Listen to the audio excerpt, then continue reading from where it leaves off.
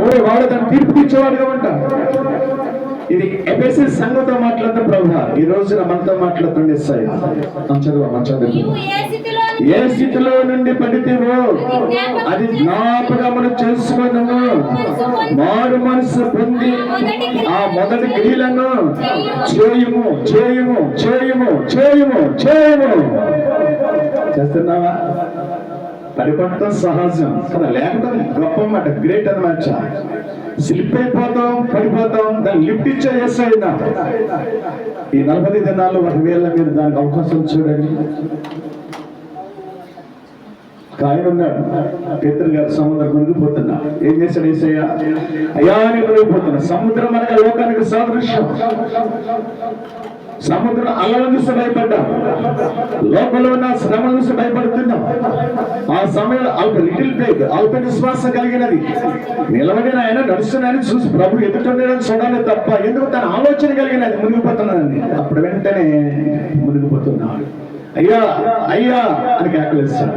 వెంటనే యేసయ్య చేయి పట్టి లేపగలిగిన వాడుకున్నాడు. రజుల్లాడు హల్లెలూయా. ఆయన దక్షిణ అశ్రమత ప్రభువాన్ని దర్శించబడును గాక. పడిపోతున్న జీవితాన్ని లేవనెత్తబడ 2 చేతులు ఎత్తాడు, ప్రార్థించండి. హల్లెలూయా. ఈరోజు అంటున్నాం, మొదట ఏ స్థితిలో ఉన్నావు? ఒకప్పుడు ప్రభు నెరగని స్థితిలో ఉన్నావు, లోకంలో ఉన్నావు.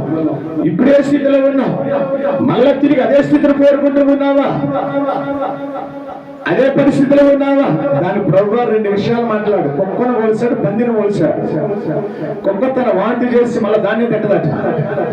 మనం అంటే నా కుక్క వచ్చి కాళ్ళకి ఏం చేస్తాం? చిచ్చి చిచ్చి అంటాం. దాన్ని చిచిచ్చి అంటే కదా మన మాత్రం చేస్తే మనం చేసే పని చాచా అన్నాం కదా. దాన్ని మళ్ళీ నిమ్మరగత్తాం, తింటుందట. తిండి దొరకకపోతే ఏం చేద్దంట? దాన్ని తింటుంది. పని ఏం చేద్దంట? దానికి ఎంత సింహాసనం ఎక్కించిన రాజుగారు అంటే ఏం చేశారంట?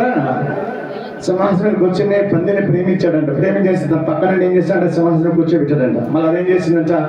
అటు ఇటు చూసిందంట, బురద గుర్తు వచ్చిందంట, రొచ్చుకొని గుర్తు వచ్చిందంట. అంటే ఎక్కడికి వెళ్తాంటే మన పందులు ఆ రొచ్చులో డొల్లాడుతుందంట. హల్లెలూయా. అది యేసు ఈ రోజు మాట్లాడుతుంది. ఏ స్థితిలో ఉన్న ప్రభు నందు ప్రియమైన సంగతి, కాలమును సమయము దేవుని స్వాధీనంలో ఉన్నది. నేను అంటున్న మాట, ప్రభు నందు ప్రియమైన సంగమా, ఏ స్థితిలో ఉన్నా, ఏ స్థితిలో ఉన్నా, ఎక్కడ పడితేవో దాన్ని జ్ఞాపకం చేసుకో.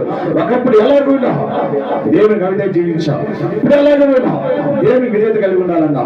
కొలసలు నీ జీవితం ఎలాగున్నది, మళ్ళా దాన్ని మళ్ళా నువ్వు కంటిన్యూ చేస్తున్నావా? అక్కడ అంటున్న మాట, దేవుడు నీ మీద తప్పును మోపుతున్నాడు.